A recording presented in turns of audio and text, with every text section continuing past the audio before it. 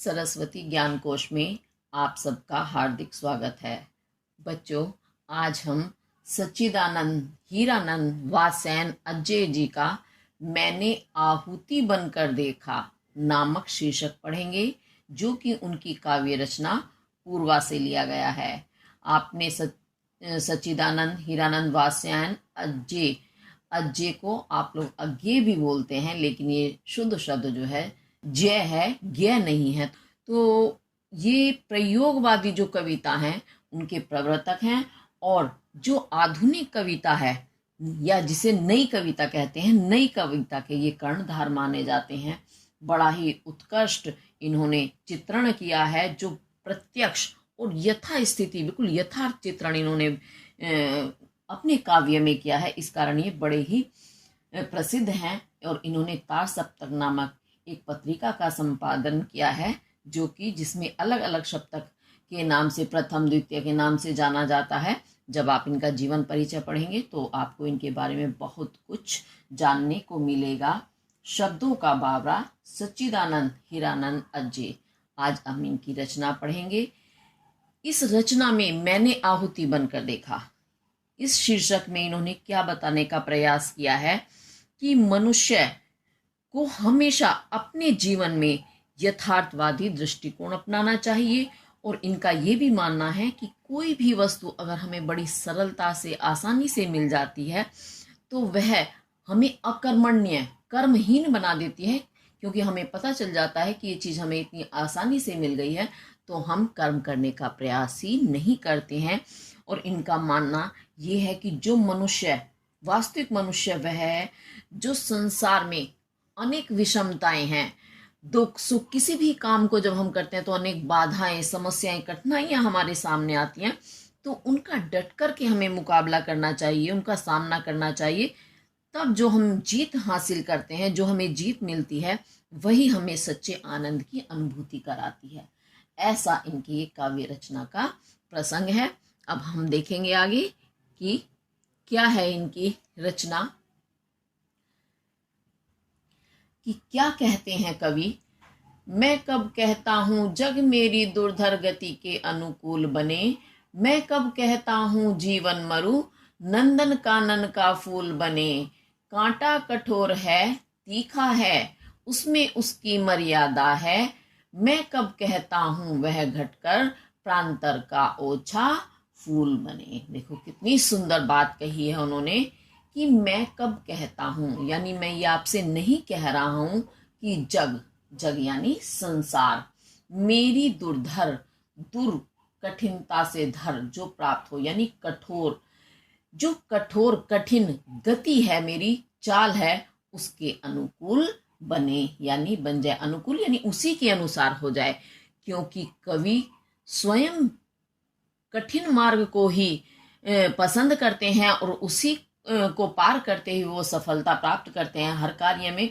क्योंकि सरलता तो उन्हें भाती ही नहीं है। इसी कारण वो कह रहे हैं कि हम, मेरी गति तो, मेरी चाल तो बहुत ही कठिन है, यानी कठिनाइयों से लड़ना, संघर्ष करना मुझे बहुत आनंददायक लगता है। सरलता से मिल जाए कोई वस्तु बैठे बिठाए, वो मुझे स्वीकार नहीं है। इसी कारण वो कहते हैं कि मैं ये नहीं कहता हूँ संसार को भी कि तुम मेरी तरह कठिन मार्ग को बनाओ, कठिन चाल चलो, लेकिन फिर भी प्रयास तो करना चाहिए। अभी इसी में प्रयास नहीं है, लेकिन अभी वो यही बता रहे हैं कि मैं संसार से ये नहीं कह रहा हूं कि तुम मेरे कठोर मार्ग को अपनाओ, मेरी गति के अनुकूल यानी अनुसार तुम चलो, मेरे जैसा ही तुम कदम उठाओ। मैं कब कहता हूं, और मैं ये भी कब कहता हूं कि जीवन मरु, जीवन आप जानते हैं जो हमारा जीवन, मरु, मरु कहते हैं मरुस्थल, मरुस्थल यानी रेगिस्तान। आप जानते हैं रेगिस्तान में क्या होता है, रेत ही रेत होता है, जिसमें वनस्पति नहीं उगती हैं। उनकी अपनी कुछ अलग वनस्पति हैं, जैसे कटीले पौधे हैं वहां होते हैं, बाकी हमारे जो सामान्य पेड़ पौधे हैं वो वहां नहीं उगते हैं। इसी कारण वो जीवन भी ऐसा ही है, मरुस्थल की भांति है, जिसमें कि हमेशा कष्ट ही कष्ट ज्यादा रहते हैं, सुख कब मिलता है। तो जीवन संघर्षों से भरा हुआ है। इसी कारण कवि कहते हैं कि मैं ये भी नहीं कह रहा हूं कि ये जीवन रूपी मरुस्थल है, इसमें नंदन कानन का फूल बने। ये नंदन, नंदन एक वन का नाम है जो कि देवताओं का वन होता है। कानन कहते हैं वन, तो देवताओं का वन यानी नंदन वन का फूल बने। अब नंदन वन देवताओं का वन है, तो देवताओं की तो सारी चीजें कैसी रहती हैं, हमेशा विकसित ही रहती हैं, खिली हुई रहती हैं। तो उनके उपवन के, उनके बाग के जो फूल हैं वो भी हमेशा खिले हुए, महकते हुए रहते हैं, वो मुरझाते ही नहीं हैं। तो वही इसमें लेखक कवि कह रहे हैं कि मैं ये भी नहीं कह रहा हूं कि ये जीवन जो मरुस्थल है, उस जीवन रूपी मरुस्थल में हमेशा नंदन वन के जैसे फूल महकते रहें, खिलते रहें, यानी हमेशा वो हरा भरा ही रहे, खुशबू से महके, ये भी मैं नहीं कह रहा हूं, क्योंकि वो तो देवताओं का वन है। देवताओं को तो कष्ट होता नहीं है। कष्ट किसको उठाने पड़ते हैं, मनुष्य को। तो इसी कारण मनुष्य के जीवन को उन्होंने क्या कहा है, मरुस्थल। तो जीवन मरुस्थल रूपी हो गया। कांटा कठोर है। अब वो दृष्टांत, उदाहरण देकर बताते हैं कांटे का, कि कांटा कैसा होता है, कठोर होता है। आप जानते हैं कि अगर वो चुभ जाता है तो बिल्कुल जख्म कर देता है और खुद उस पर कोई असर नहीं होता। तो कांटा कठोर होता है, तीखा है, तीखा यानी चुभने वाला है, जो तीक्ष्ण होता है, तेज धार वाला होता है, उसे तीखा कहते हैं। उसमें उसकी मर्यादा है, लेकिन कांटे में अपनी कठोरता, अपना तीखापन जो है वो क्या है, उसकी अपनी मर्यादा है। मर्यादा आप जानते हैं, जिसमें हम नियम कायदों में बंधे होते हैं, वही मर्यादा कहलाती है। तो कांटे की अपनी एक मर्यादा है कि उसके अंदर कठोरता है, तीखापन है, लेकिन ये एक अच्छी बात है कि वो अपने अस्तित्व को छोड़ करके कभी नहीं कहता कि मैं फूल की भांति सुगंधित हो जाऊं, सुंदर हो जाऊं, कोमल हो जाऊं, कि लोग मेरी भी सराहना करें। जीवन में अगर मर्यादा ना हो तो मनुष्य मनुष्य ही नहीं रह जाएगा। वह कैसा हो जाएगा, जैसे धरती पर और अन्य प्राणी हैं। कौन से प्राणी आप जानते हैं, पशु पक्षी जानवर जितने भी हैं, इनके पास मर्यादा नाम की चीज नहीं होती। क्यों नहीं होती, क्योंकि उनके पास मनुष्य जैसी मस्तिष्क बुद्धि नहीं है, इस कारण वो मर्यादा में नहीं रह सकते। लेकिन मनुष्य इस पृथ्वी पर सर्वश्रेष्ठ प्राणी है, उसके पास स्वतंत्र मस्तिष्क है, बुद्धि है, बोलने की शक्ति है, जो स्पष्ट उच्चारण करने की शक्ति है। इसी कारण कवि कहते हैं कि ऐसे ही मर्यादा क्या होती है, जो हमें नियमों में बांधती है, और नियमों का पालन करना क्या है, कठिनता ही तो है। वैसे हमें कहा जाए तुम आज सारे दिन घूमो फिरो ऐश करो, तो हमें बिल्कुल परेशानी नहीं होगी। हम यहाँ घूमेंगे वहां घूमेंगे, पैसे और दे दिया जाए तो ये खा वो पी, खूब जीवन का आनंद उठाएंगे।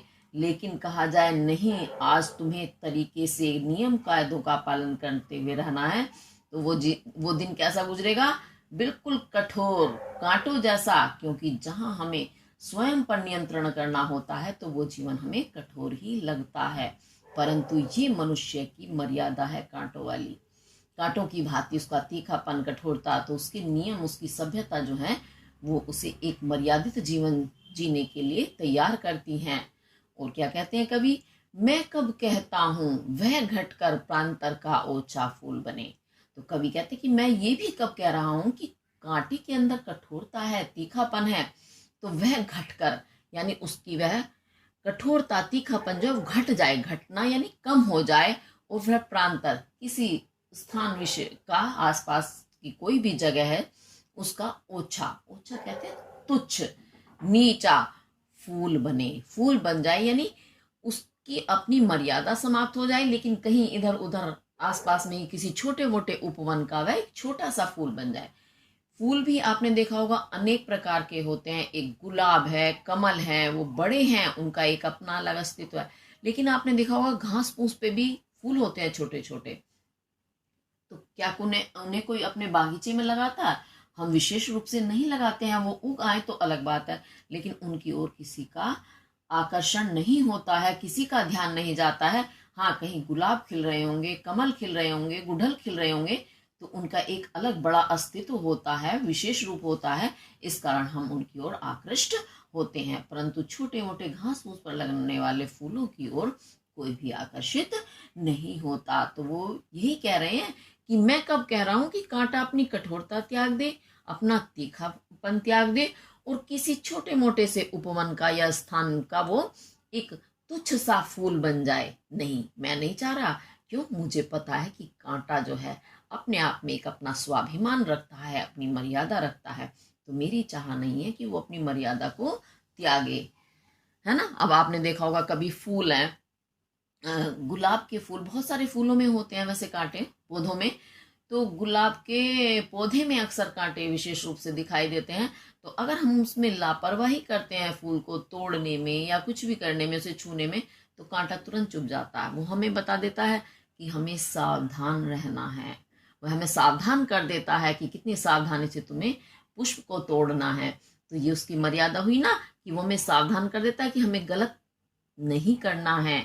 तो वो उसका मर्यादित जीवन है, जो एक अगर हम अच्छी दृष्टि से अगर देखते हैं तो बहुत ही अच्छी बात है, स्वाभिमान वाली बात है ये उनकी। ठीक है, तो इसके साथ हमारा ये वाला जो है पद पूरा हुआ है। अब इसमें हम देखेंगे इसके काव्य सौंदर्य के तत्व। तो भाषा जो है आपकी साहित्यिक खड़ी बोली है, रस इसमें शांत है, शैली प्रतीकात्मक और मुक्तक छंद है, गुण आपका प्रसाद और शब्द शक्ति अभिधा और लक्षणा है। अब इसमें हम ढूंढेंगे अलंकार।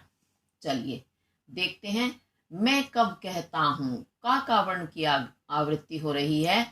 जग मेरी दुर्धर गति के अनुकूल बने। मैं कब कहता हूं, फिर का वर्ण की आवृत्ति हो रही है। जीवन मरु नंदन कानन, नाना वर्ण की आवृत्ति हो रही है। का फूल बने। कांटा कठोर है, फिर का वर्ण की आवृत्ति है। तीखा है, उसमें उसकी मर्यादा है। उ वर्ण की आवृत्ति हो रही है। मैं कब कहता हूं, का वर्ण की आवृत्ति। वह घटकर प्रांतर का ओछा फूल बने। यहाँ रा वर्ण की आवृत्ति। तो जहां एक वर्ण की आवृत्ति होती है, आवृत्ति यानी दोबारा आता है, तो कौन सा अलंकार होता है वहां? अनुप्रास अलंकार। और उसके साथ ही देखेंगे जीवन मरु, वो जीवन को, जीवन रूपी मरुस्थल, जीवन को मरुस्थल के समान नहीं बल्कि वही रूप कह रहे हैं। उपमेय में उपमान का भेद रहित आरोप होने के कारण आपका यहाँ रूपक अलंकार बन रहा है। अब इसके साथ आगे बढ़ते हैं और आगे क्या कहते हैं कवि। मैं कब कहता हूं मुझे युद्ध में कहीं न तीखी चोट मिले। मैं कब कहता हूं प्यार करूं तो मुझे प्राप्ति की ओट मिले। मैं कब कहता हूं विजय करूं मेरा ऊंचा प्रासाद बने। या पात्र जगत की श्रद्धा की मेरी धुंधली सी याद बने। बहुत सुंदर पंक्तियां हैं। और क्या कहते हैं कवि कि मैं कब कहता हूं, मैं ये कब कह रहा हूं कि मुझे युद्ध में कहीं न तीखी चोट मिले। कि हम युद्ध में जा रहे हैं, युद्ध जानते हैं आप, लड़ाई का मैदान, वहां हम जाएं और वहां हमें तीखी चोट, तीखी यानी गहरी गहरी चोट ना मिले, गहरे जख्म ना लगे। यानी मैं युद्ध करने जाऊं और वहां बस दूर से ही मुझे लोग देख करके शत्रु पीछे हट जाएं, मुझ पर कहीं वार ना हो। तो ये मैं कब कह रहा हूं? क्यों? युद्ध में अगर हम जा रहे हैं तो जान हथेली पर लेकर जाते हैं सैनिक। पता नहीं शत्रु कहां से कैसे वार कर दे। भले ही आप कितनी कुशलता से लड़ें, लेकिन शत्रु का भी हमें पता नहीं होता है। और गहरी से गहरी चोट भी लगती है और प्राणों की बाजी भी लगानी पड़ती है। तो कवि यही कह रहे हैं, ये जीवन भी क्या है, एक युद्ध के समान है। तो इस जीवन रूपी युद्ध में मुझे कहीं भी चोट मिले। मैं कब ऐसा कह रहा हूं, यानी मैं नहीं कह रहा हूं, जीवन रूपी युद्ध में मुझे कितना भी आघात पहुंचे, कितनी चोट लगे। होता क्या, समाज में रहते हैं, कोई भी अपने ही प्रहार कर बैठते हैं। प्रहार करने से तात्पर्य ये नहीं है कि उन्होंने डंडा उठाया और हमारे सिर में दे मारा। नहीं, भावनाओं से जो खिलवाड़ किया जाता है उससे ज्यादा बड़ी चोट तो कोई हो ही नहीं सकती। यानी कोई भावनाओं को ठेस पहुंचाए या जीवन में कठिन परिस्थितियां आए, क्योंकि जीवन युद्ध है, एक से एक कठिन परिस्थिति भी आती है, कष्ट आते हैं, अनेक बाधाएं आती हैं, विघ्न आते हैं। तो वो हमें सहन करते हुए आगे बढ़ना होता है। तो कहते हैं कितनी गहरी चोट लग जाए मुझे कोई परवाह नहीं है, कहने का तात्पर्य ये है। तो ये मैं नहीं कह रहा हूं कि इस जीवन रूपी युद्ध में मुझे कभी चोट ना लगे, आहत ना हो, मेरे पर कोई प्रहार ना हो या मुझे कोई ठेस ना पहुंचाए, ये मैं कभी नहीं कहता हूं। मैं कब कहता हूं प्यार करूं, और कवि कहते हैं कि ये भी मैं कब कह रहा हूं कि मैं प्यार करूं जिससे भी करूं और मुझे प्राप्ति की ओट मिले, और मुझे प्राप्ति यानी बदले में प्राप्त हो, क्या ओट कहते हैं बदले में, कि मुझे बदले में प्राप्त हो क्या, प्यार, कि मैं अगर किसी से प्यार कर रहा हूं तो मुझे बदले में प्यार ही मिले, ये मैं कब कह रहा हूं। वो मेरा दायित्व है या मेरी भावनाएं है कि मैं किसी को प्रेम कर रहा हूं, तो ये मेरी बिल्कुल चाह नहीं है कि वो बदले में मुझे प्रेम ही करें। सबके मन की अपनी भावनाएं होती हैं, अलग होती हैं, है ना। तो वो बदले में कुछ नहीं चाह रहे, हाँ उन्हें जो सही लगता है या जो वो अपना कर्तव्य समझ रहे हैं उसे वो करेंगे, बाकी बदले की भावना, कुछ बदले में प्राप्त करने की भावना उनकी नहीं है। मैं कब कहता हूं विजय करूं, और क्या कहते हैं कवि कि मैं ये भी कब कह रहा हूं कि मैं विजय करूं, विजय यानी जीत, मैं जीतूं और मेरा ऊंचा प्रासाद बने। प्रासाद कहते हैं महल को, एक शब्द होता है प्रसाद और एक होता है प्रासाद, तो यहाँ प्र पे आ की मात्रा लगी हुई है तो ये प्रासाद हो गया, और प्रसाद में ये आ की मात्रा नहीं होती पै पर, तो उस प्रसाद का जो अर्थ होता है, प्रसाद यानी जो हमें भोग के रूप में मिलता है, हम ईश्वर की प्रार्थना करते हैं तो हमें बदले में प्रसाद मिलता है ना, यानी जो भी हमें अर्चना के बाद दिया जाता है, और ये प्रासाद इसका अर्थ होता है महल। तो कवि यही कह रहे हैं कि मैं ये कब कहता हूं कि मेरी विजय हो, मैं जीत हासिल करूं और मुझे बहुत ऊंचा प्रासाद यानी महल बने मेरे लिए। तो क्या होता है, जब जीतते हैं तो राजा बनते हैं, और राजा बन के क्या होता है, राजा कहाँ रहते हैं, महलों में रहते हैं। तो मेरी ये इच्छा नहीं है कि हमेशा जीवन रूपी इस युद्ध में मैं हमेशा जीत हासिल करूं और मुझे ऊंचा महल मिले, बड़े बड़े महल मिले, यानी सुख सुविधाएं ऐश्वर्य मिले, ये मेरी कभी भी इच्छा नहीं है। या पात्र जगत की श्रद्धा की, और क्या कहते हैं, या ये भी मैं नहीं कह रहा हूं इस जगत की, इस संसार की श्रद्धा की पात्र, कि मैं श्रद्धा का पात्र बनूं, पात्र यानी लायक, कि लोग इस संसार में मेरी श्रद्धा करें, मेरा मुझे मान सम्मान दें कि मैंने जीत हासिल की है और मैं इतना धन संपन्न ऐश्वर्य संपन्न हूं, और सब मुझे श्रद्धा से देखें। श्रद्धा तो आप जानते हैं प्रेम भावना, श्रद्धा यानी मान सम्मान की भावना जो होती है, प्रेम सहित मान सम्मान की भावना जो है वो श्रद्धा कहलाती है। तो मैं ये भी नहीं कह रहा हूं कि ये संसार में मैं इस श्रद्धा का पात्र बनूं, भोगी बनूं, और वह श्रद्धा वह मान सम्मान मेरी धुंधली सी याद बने, और मेरे लिए क्या बन जाए वो श्रद्धा वो सम्मान, धुंधली सी याद, धुंधली क्या ना जो स्पष्ट दिखाई ना दे, कि मैं हमेशा उसी में बोराया रहूं, बोराना अर्थात घमंड में रहूं कि देखो लोग मेरा कितना सम्मान करते हैं, हर कोई मेरे सामने सिर झुकाता है। तो मैं ऐसी याद बनाना नहीं चाहता कि लोग मुझे हमेशा मान दे, सम्मान दे। क्यों, तो इस जीवन संग्राम है, जीवन एक युद्ध की भांति है, इसमें हमेशा मनचाहा नहीं होता, और ना ही मुझे ऐसे बड़प्पन की आवश्यकता है। अच्छा, आपने देखा होगा अक्सर लोगों की इच्छा यही रहती है कि मैं जो भी काम करूं मुझे कोई कष्ट ना उठाना पड़े, और जिससे हम प्रेम करें वो भी बदले में हमें प्रेम करे, और मैं जिस भी क्षेत्र में आगे बढ़ूं वहां बस मेरी ही जीत हो, और मुझे खूब सुख साधन सुविधाएं मिले, मैं ऐशो आराम का जीवन जीऊं, और सभी लोग मेरा सम्मान करें, मेरे नाम की वाह वाह हो, और हम उसी घमंड में धुंधली सी याद यानी वही हम उसी घमंड में डूबे रहें कि देखो लोग हमारे लिए क्या करते हैं, हमें हर चीज सुख सुविधा की प्राप्त है, संसार में हमारा नाम है। नहीं, ये तो जीवन युद्ध है, इसमें हर चीज मनचाही प्राप्त नहीं होती। तो कवि इसमें यही बताना चाह रहे हैं कि हर चीज हमें कठोरता के साथ, परिश्रम के साथ, सांसारिक बाधाओं को पार करते हुए प्राप्त करनी चाहिए, तभी हमें वास्तविक सुख प्राप्त होता है। ये तो सब जो अभी वर्णन हुआ है दिखावे की चीज है,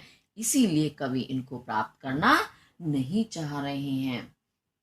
चलिए अब इसके हम काव्य सौंदर्य के तत्व देखते हैं। अगर आपको किसी वजह से कुछ चीज समझ नहीं आती है तो आप कमेंट करके अवश्य पूछें। चलिए अब देखते हैं। इसमें आपकी साहित्यिक खड़ी बोली है, रस जो है शांत रस है, और मुक्तक छंद है, गुण है इसमें प्रसाद, शब्द शक्ति जो है आपकी अभिधा और लक्षणा है, शैली प्रतीकात्मक है। अब इसमें हम ढूंढेंगे अलंकार।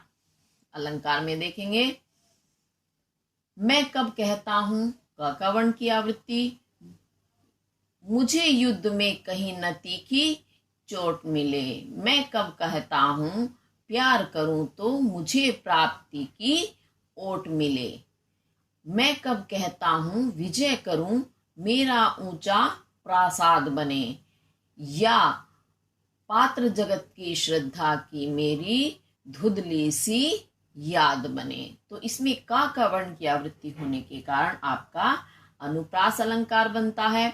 ऐसे ही उन्होंने युद्ध कहा है, यानी जीवन रूपी युद्ध, उपमेय में उपमान का भेद रहित आरोप होने के कारण यहाँ आपका रूपक अलंकार भी बनता है।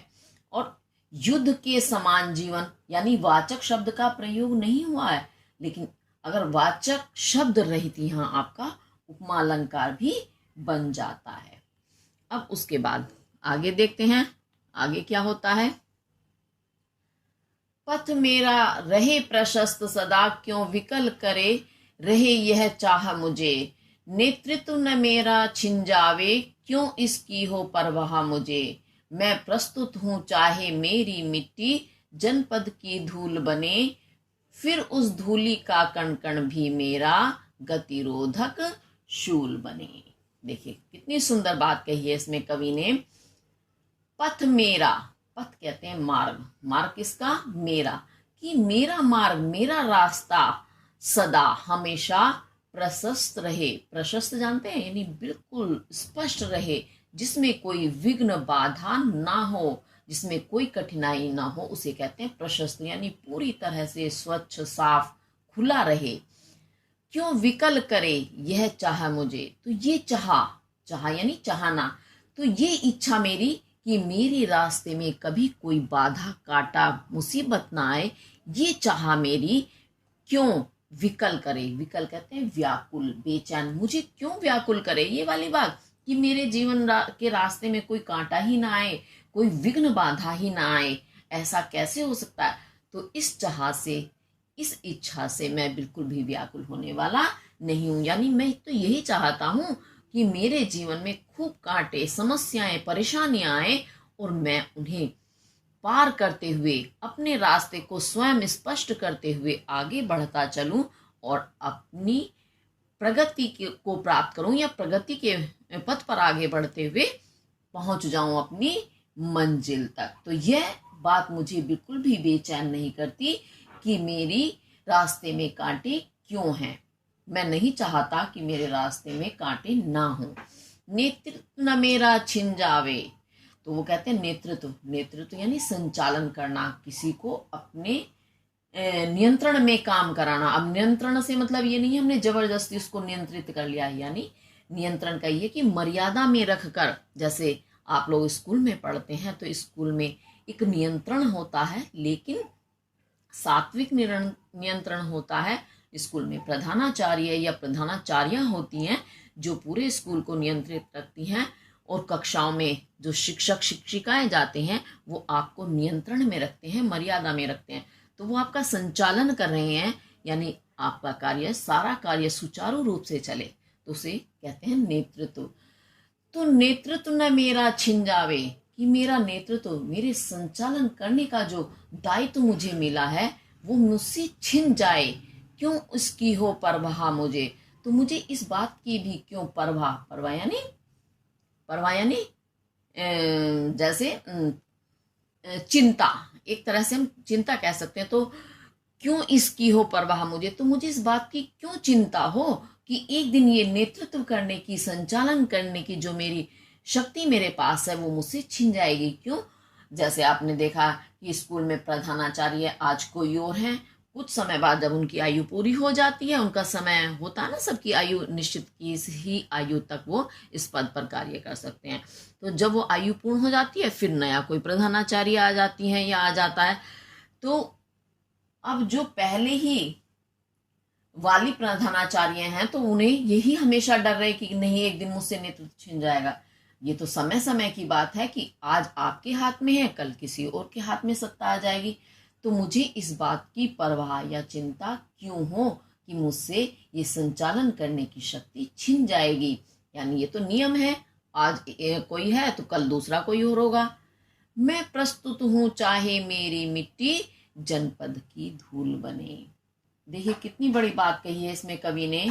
मैं प्रस्तुत हूं, प्रस्तुत कहते हैं तैयार, कि मैं बिल्कुल तैयार हूं कि चाहे मेरी मिट्टी, मिट्टी कहते हैं मेरी मिट्टी, यानी मेरी मिट्टी से मतलब है हमारी धरती जिस स्थान विशेष पर हम है, नहीं, मिट्टी से तात्पर्य शरीर से। क्यों? ये शरीर 5 तत्वों से मिलकर बना होता है, और जब इसमें से प्राण निकल जाते हैं तो जो तत्व जहां से आया है उसी में मिल जाता है, इसी कारण शरीर को मिट्टी कहा जाता है। तो मैं तैयार हूं, प्रस्तुत हूं कि मेरी मिट्टी यानी मेरा ये शरीर जो है जनपद, जनपद यानी वह रास्ता जहां से लोग गुजरते हैं, उस रास्ते की धूल बन जाए, यानी मैं पूरी तरह से उस धूल में मिल जाऊं जहां से लोग गुजरते हैं, वह उस स्थान से जिससे भी हम जा रहे हैं। अच्छा, जनपद का अर्थ ना जिला भी होता है। जिला, जिला तो आप समझते हैं, डिस्ट्रिक्ट जिसे अंग्रेजी में बोलते हैं।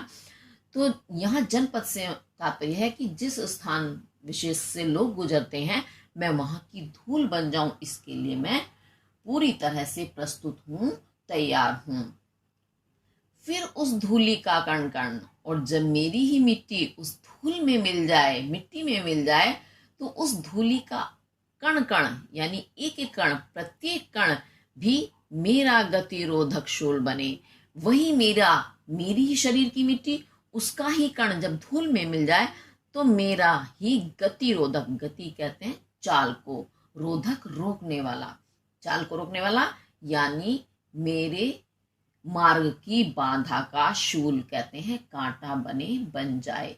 यानी मेरे शरीर की जो धूल उस मार्ग में मिले, वह धूल, उसका एक एक कण भले ही मेरे जीवन के जो प्रगति का मार्ग है उसका कांटा बन जाए, मुझे इसकी कोई परवाह या चिंता नहीं है। मैं तो तैयार हूं कि मैं हर तरह से अपना बलिदान दूं और दे करके अपने जीवन को सफल बनाऊं। तो इसमें देखिए लेखक ने क्या, कितनी सारी, वो परित्याग करने के लिए, बलिदान देने के लिए, हर तरह के कष्ट, विघ्न, बाधा सहने के लिए तैयार हैं, लेकिन किसी भी चीज को सरलता से प्राप्त करना नहीं चाहते।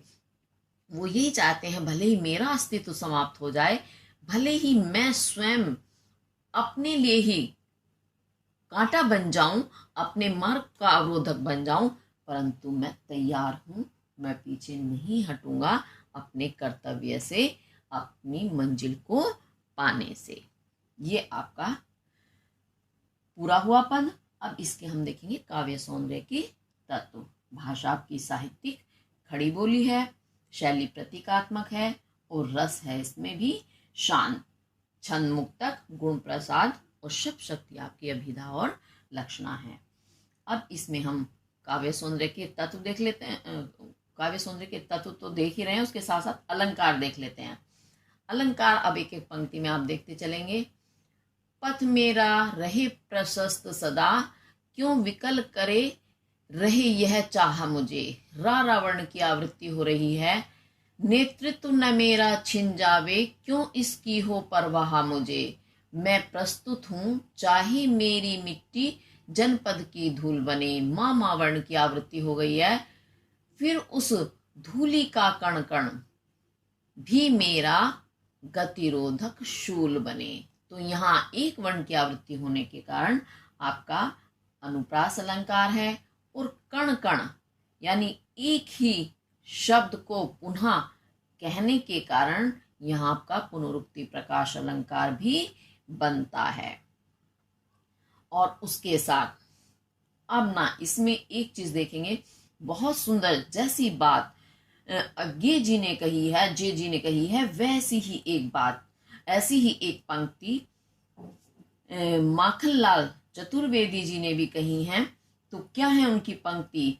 चाह नहीं मैं सुरबाला के गहनों में गुथा जाऊं, चाह नहीं प्रेमी माला में विद प्यारी को ललचाऊं, चाह नहीं सम्राटों के शव पर हे हरि डाला जाऊं, चाह नहीं देवों के सिर पर चढ़ूं, भाग्य पर इठलाऊं, मुझे तोड़ लेना वनमाली, उस पथ में देना तुम फेंक, मातृभूमि पर शीश चढ़ाने, जिस पथ पर जावे वीर अनेक। बहुत सुंदर पंक्तियां ये मैथिली शरण, ये पंक्तियां माखनलाल चतुर्वेदी जी ने बहुत सुंदर पंक्तियां कही हैं। इन्हें आप भाव साम्य में लिख सकते हैं, तो आपको भाव साम्य के साथ वैसे ही बहुत सुंदर नंबर मिलेंगे। इसी के साथ हमारा ये वाला पद पूरा हुआ। अब आगे देखते हैं, आगे क्या कहते हैं कवि। अपने जीवन का रस देकर जिसको यत्नों से पाला है, क्या यह केवल अवसाद मलिन झरते आंसू की माला है, वे रोगी होंगे प्रेम जिन्हें अनुभव रस का कटु प्याला है, वे मुर्दे होंगे प्रेम जिन्हें सम्मोहनकारी हाला है। बहुत सुंदर पंक्तियां हैं। अब देखते हैं इनका हम अर्थ और भावार्थ। तो क्या कहते हैं कवि? अपने जीवन का रस देकर, कि जीवन का रस क्या होता है? आनंद, खुशियां। तो अपने जीवन के रस को दे करके जिसको यत्नों से पाला है, हम जिस भी वस्तु को, जिस भी प्राणी को या जिस देश को प्रेम करते हैं, यत्नों से पालते हैं, उसका पालन पोषण करते हैं, तो किसी को भी पालने पोसने के लिए क्या करना होता है? अपने जीवन का रस यानी आनंद हमें देना होता है, त्यागना होता है, तभी हम किसका भरण पोषण कर पाते हैं। अब देखिए, हमारे माता पिता हैं, हमारा पालन पोषण भरण पोषण करते हैं, तो उन्हें अपने जीवन का सुख यानी आनंद छोड़ना होता है। हमारे लिए वो कितने कष्ट उठाते हैं, तब जाकर वो हमारी सारी जरूरतें पूरी कर पाते हैं। तो किसी को भी पालने के लिए जीवन का रस, आनंद या सुख त्यागना ही पड़ता है। तो वही कवि कह रहे हैं कि जिसको हमने अपने जीवन का सुख देकर बड़े प्रयास के साथ, प्रयत्न के साथ पाला है, पोषण किया है, क्या यह केवल अवसाद मलिन? तो वह उसको पालना, अपने सुखों का त्याग करना, क्या वह केवल अवसाद कहते हैं? दुख। मलिन कहते हैं गंदा। तो दुख से गंदा यानी दूषित, झरते यानी गिरते हुए आंसुओं की माला है, कि वो आंसुओं की लड़ी है, कि हमने जीवन के सुख का त्याग किया पालन पोषण के लिए, और अब हम अवसाद से मलिन होकर यानी दुखी होकर के आंसुओं की माला बहा रहे हैं।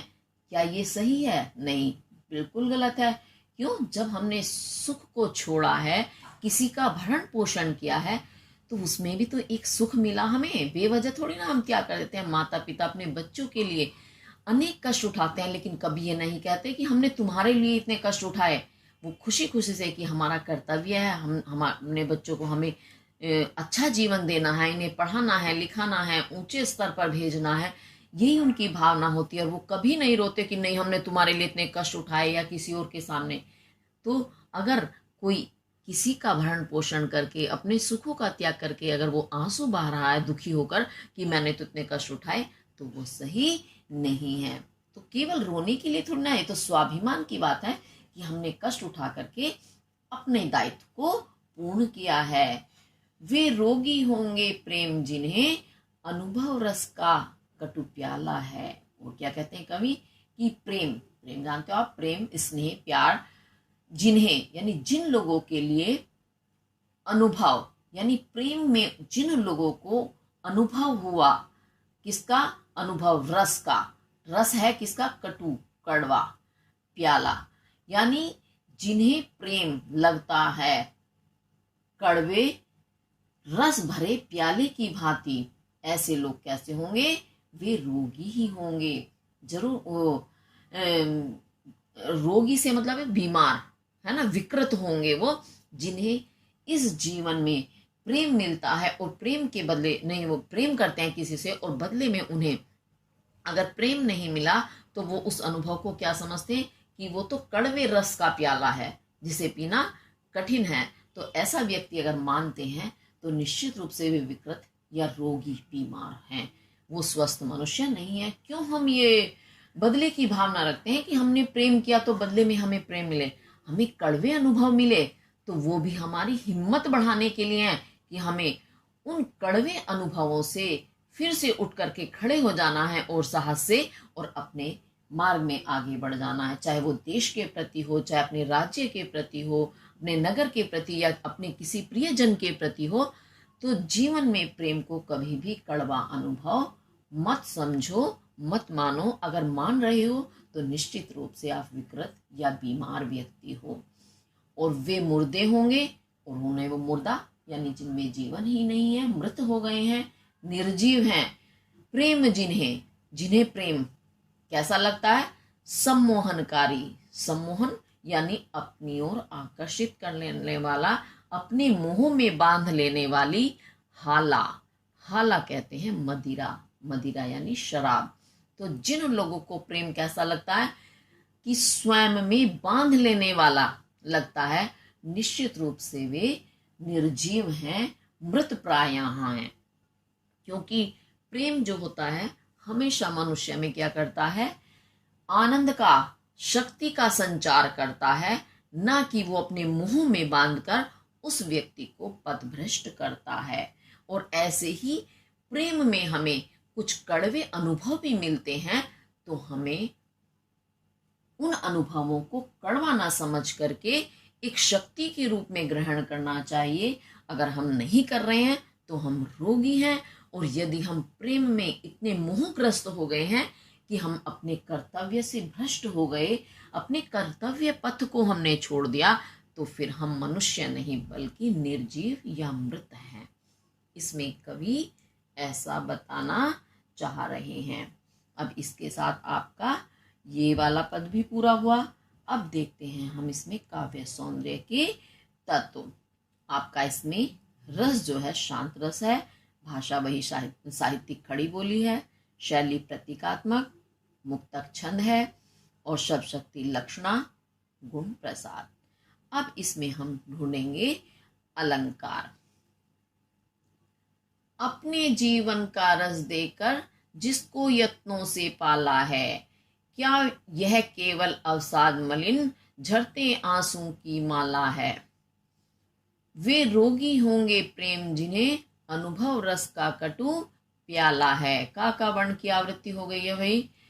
वे मुर्दे होंगे प्रेम जिन्हें सम्मोहनकारी हाला है। तो एक तो आप ये देखेंगे अंत में पाला है, माला है, प्याला है, हाला है, तो अंत्यानुप्रास अलंकार इसमें बन रहा है। और तो कोई अलंकार मुझे इसमें दिखाई नहीं दे रहा है।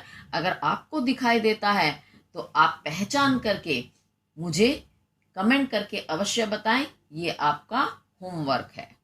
ठीक है, अब इसके साथ फिर आगे बढ़ते हैं हम। आगे और क्या कहते हैं कवि? मैंने विदग्ध हो जान लिया, अंतिम रहस्य पहचान लिया। मैंने आहुति बनकर देखा, यह प्रेम यज्ञ की ज्वाला है। मैं कहता हूँ, मैं बढ़ता हूँ, मैं नभ की चोटी चढ़ता हूँ।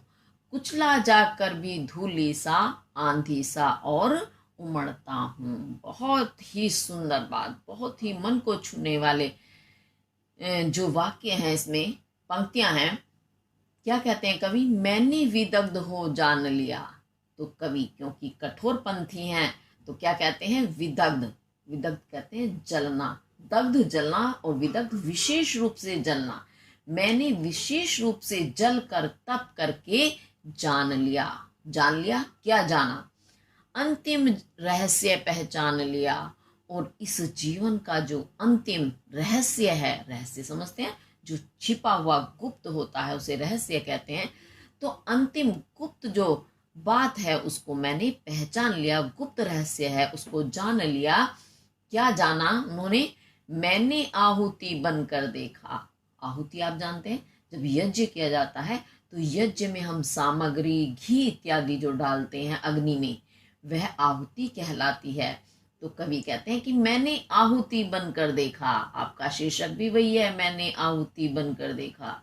तो कवि वही कह रहे हैं कि मैंने स्वयं आहुति बनकर देखा है, यज्ञ की अग्नि में जलकर मैंने स्वयं देखा है। और यज्ञ भी कैसा है, जीवन रूपी यज्ञ जो है, उसमें मैंने स्वयं को आहूत करके, जला करके, भस्म करके स्वयं देखा है। क्या देखा? यह यज्ञ प्रेम यज्ञ की ज्वाला है। कि ये जो प्रेम है, जिसे लोग सम्मोहनकारी मानते हैं, जिसे कटु रस का प्याला मानते हैं, वह प्रेम तो यज्ञ की शाला है। इस शाला नहीं, ज्वाला है। कि यज्ञ, यज्ञ यानी जो हवन किया जाता है उसे यज्ञ कहते हैं।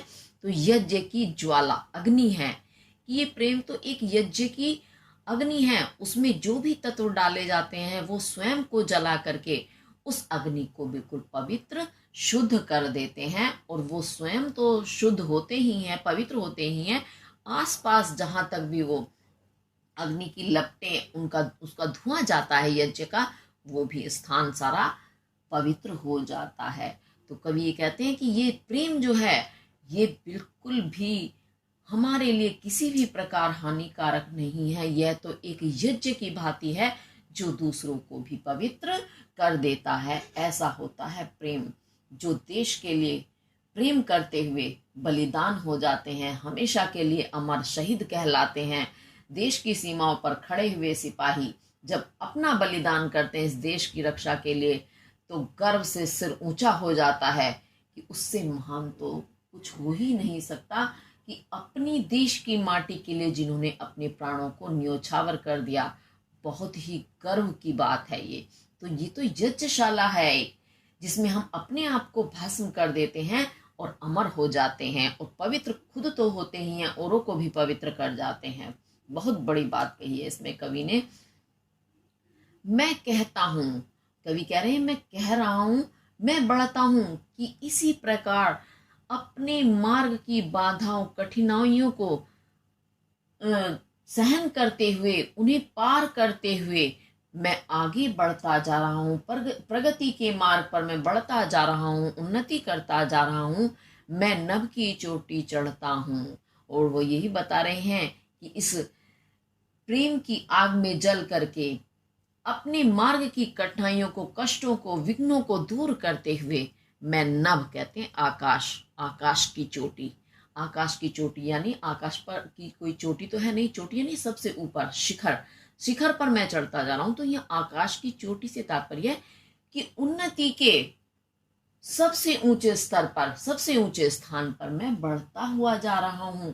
यानी हर पल इन कष्टों से लड़ता हुआ मैं अपनी मंजिल यानी प्रगति का मार्ग, जहां मुझे पहुंचना है, मैं वहां पहुंच रहा हूं। कुचला जाकर भी धूली सा, आंधी सा और उमड़ता हूं। तो कहते हैं, आपने देखा होगा पैरों में, रास्ते में जो धूल होती है, क्योंकि कभी पहले ही कह चुके हैं कि मैं अपनी मिट्टी को जनपद की धूल बनाने के लिए प्रस्तुत हूं, तैयार हूं। तो जब धूल वो बन गए हैं तो क्या होगा, रास्ते में लोग गुजरते हैं तो वहां क्या होता है, कुचली जाती है वो धूल पैरों से। तो कुचला जाकर भी, कि लोगों के पैरों से कुचल कर भी, मसल कर भी धूली सा, उस धूल के समान, आंधी सा, जो एक आंधी का रूप धारण कर लेती है, और उमड़ता हूं मैं, और ज्यादा उमड़ता हूं। धूल में मिल जाना यानी नष्ट हो जाना। लेकिन आपने देखा है जब रास्ते से लोग गुजरते हैं, जहां कच्चे रास्ते होते हैं, तो जो लोग आराम से चलते हैं, तो जितना वो आराम से चलते हैं उतनी ही कम धूली वहां उठती है। लेकिन जो ज्यादा तीव्रता से पैर रखते हैं तो वो धूल और ज्यादा उड़ती है। और जब बहुत ही ज्यादा तीव्र चाल हो जाए तो वहां वो धूल जो है एक आंधी का सा रूप ले लेती है, और क्या होती है, उमड़ने लगती है चारों तरफ। और जिस भी व्यक्ति ने उसको कुचला है, उसी को, उसके सिर को पूरी तरह से ढक लेती है। यानी आंधी का रूप धारण करके धूल अपना बदला जिस रूप में आप उससे व्यवहार करोगे वैसा ही लेगी। कभी आपने देखा होगा कच्चे रास्ते से कोई गाड़ी तीव्र गति से चली जाए तो इतनी भयंकर धूल उड़ती है कि वो धूल पहले उसी गाड़ी को ही आवरित कर लेती है, आवरण बना लेती है, यानी ढक लेती है। तो यही कहते हैं कवि कि कुचला जाकर भी, यानी इन विघ्न बाधाओं से मैं खूब सताया जाता हूँ, स्वयं को मैंने मिट्टी में मिला दिया, मिट्टी में मिलाने के लिए मैं तैयार हूँ, यानी हर कष्ट सहन करके मैं अपने आप को, अपना अस्तित्व समाप्त करने के लिए तैयार हूँ।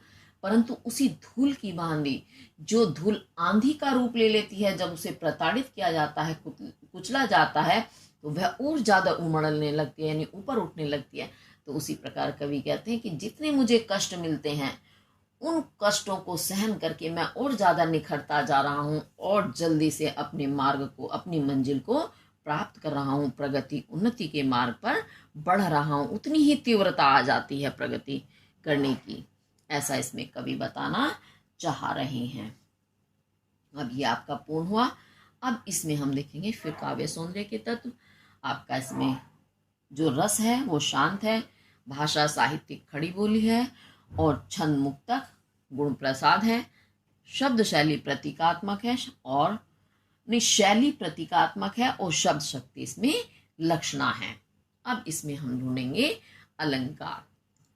अलंकार में देखेंगे, मैंने विदग्ध हो जान लिया, अंतिम रहस्य पहचान लिया, मैंने आहुति बनकर देखा, यह प्रेम यज्ञ की ज्वाला है, मैं कहता हूं मैं बढ़ता हूं।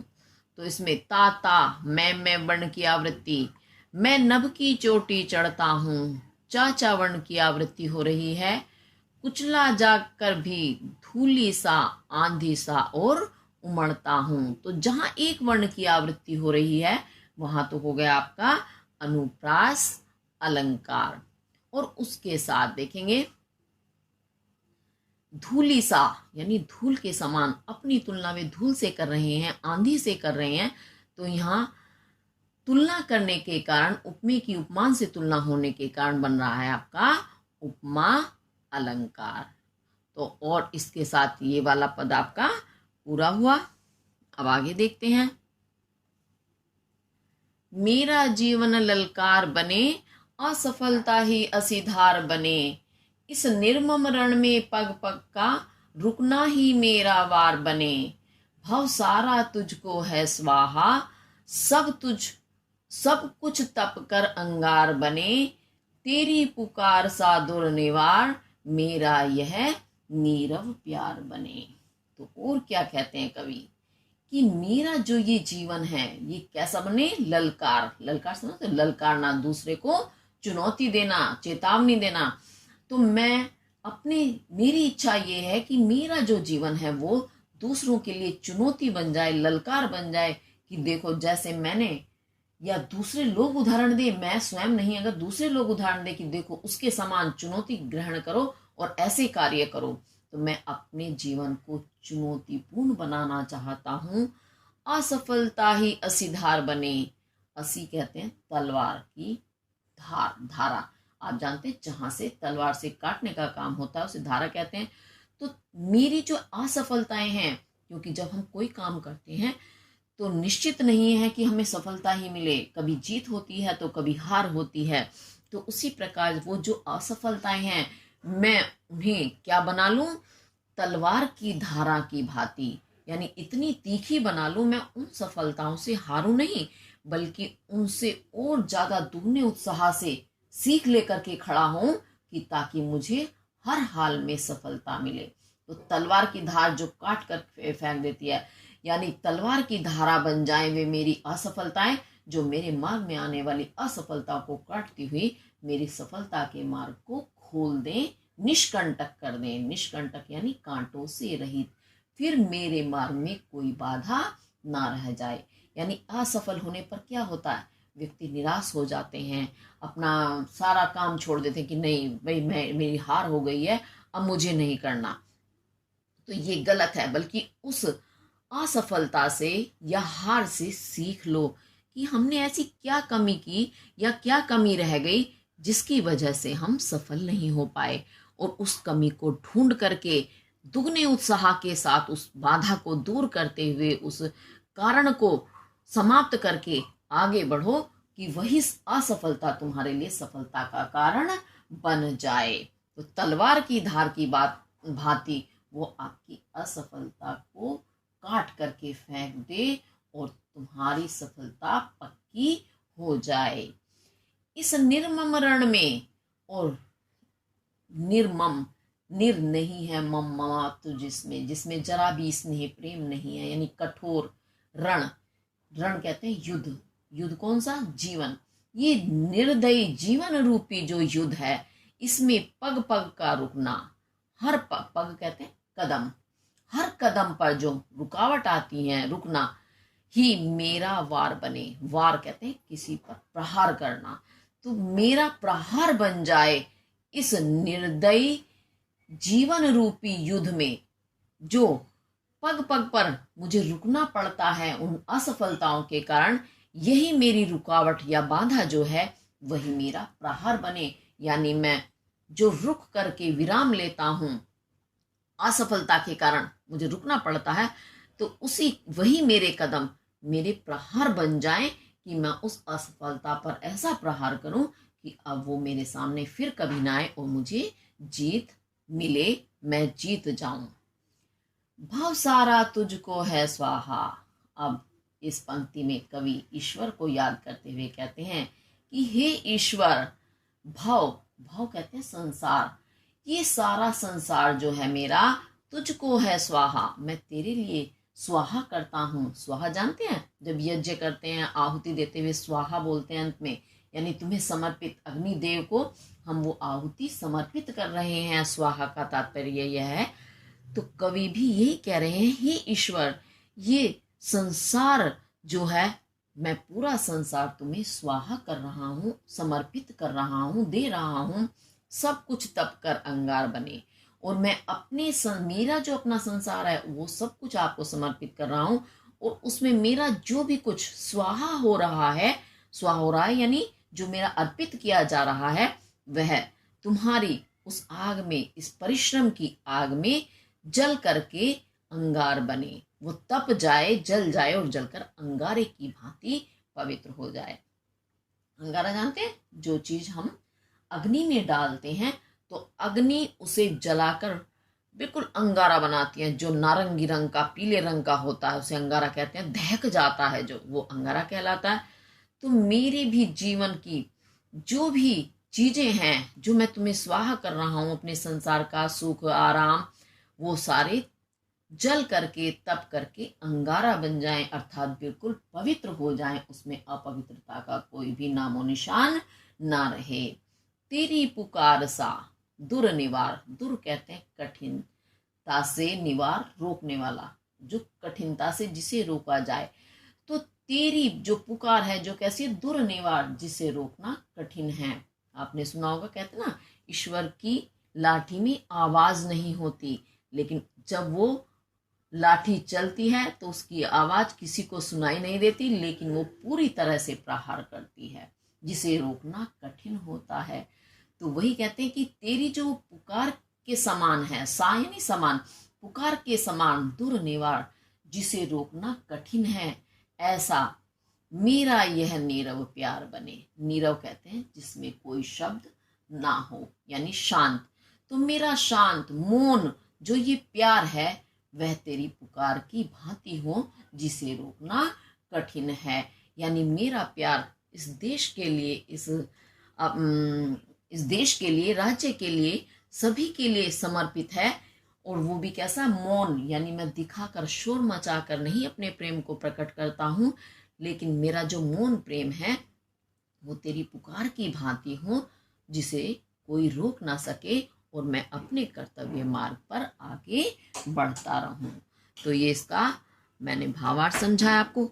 अगर आपको कोई चीज समझ नहीं आती है तो अवश्य कमेंट करें और पूछें। अब इसके हम देखेंगे काव्य सौंदर्य के तत्व।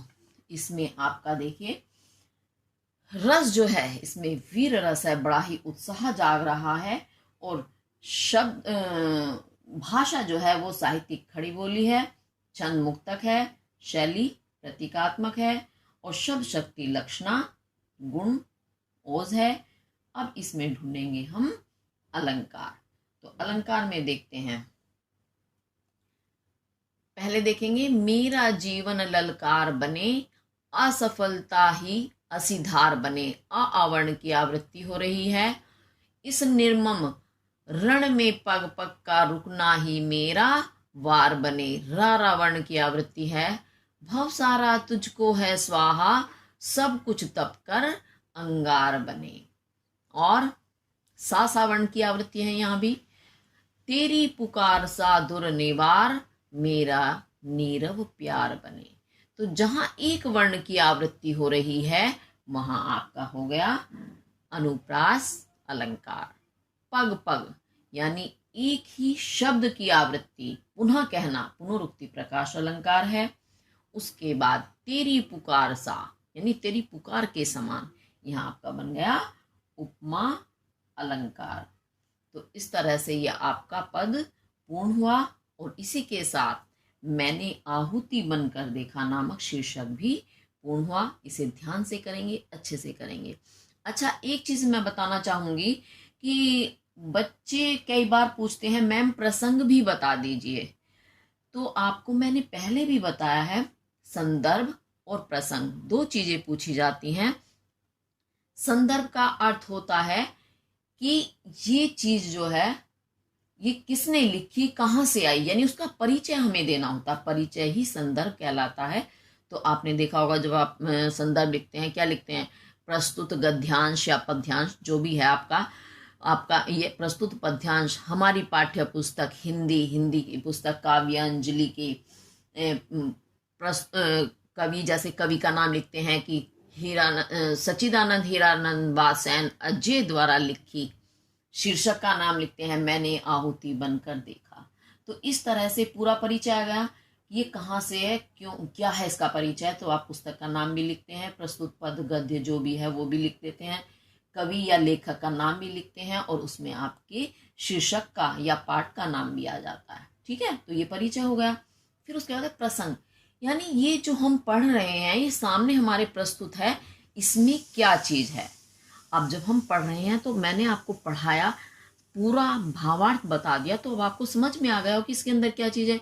कि प्रस्तुत पंक्तियों में कवि विघ्न बाधाओं से हार ना मानने के लिए और आगे बढ़ने के लिए कहते हैं, और वो सहजता से कोई भी चीज स्वीकार करने की बजाय कष्ट उठाकर प्राप्त करने में ज्यादा आनंद अनुभव करते हैं। तो इसी तरह से मैंने इसका नहीं बता रही हूँ, यानी किसी और पद का ये होगा, वो मैंने उदाहरण के रूप में बताया। अब यही मत लिख देना कि इसका, क्योंकि सबका अलग अलग है। इसमें तो उन्होंने यही कहा है अपनी जो मेरी असफलताएं हैं उन्हें मैं एक हथियार के रूप में प्रयोग करके और अपने मंजिल को या अपने लक्ष्य को प्राप्त करूं। और ईश्वर से वो कह रहे हैं कि मेरा सब कुछ स्वाहा हो जाए आपकी अग्नि में, परिश्रम की अग्नि में, और मैं पवित्र हो जाऊं। तो ये इसका हुआ प्रसंग इस तरह से। तो ये आप समझ जाया करो, क्योंकि बहुत दिन से पढ़ते आ रहे हो। तो ये थोड़ा सा ना आप इस तरह से समझने का प्रयास करें। आप 12th क्लास के बच्चे हैं तो इतना तो आपको आ ही जाना चाहिए। जब से पढ़ना शुरू किया है हिंदी ही पढ़ते आ रहे हैं, और 9th क्लास से तो पूरी तरह से हमारा ये संदर्भ प्रसंग चलता है। ठीक है, इसके साथ आपका ये आज शीर्षक मैंने आहुति बनकर देखा पूर्ण हुआ। यदि आपको मेरी वीडियो पसंद आती हैं तो लाइक, शेयर और सब्सक्राइब जरूर करें। इसी के साथ धन्यवाद।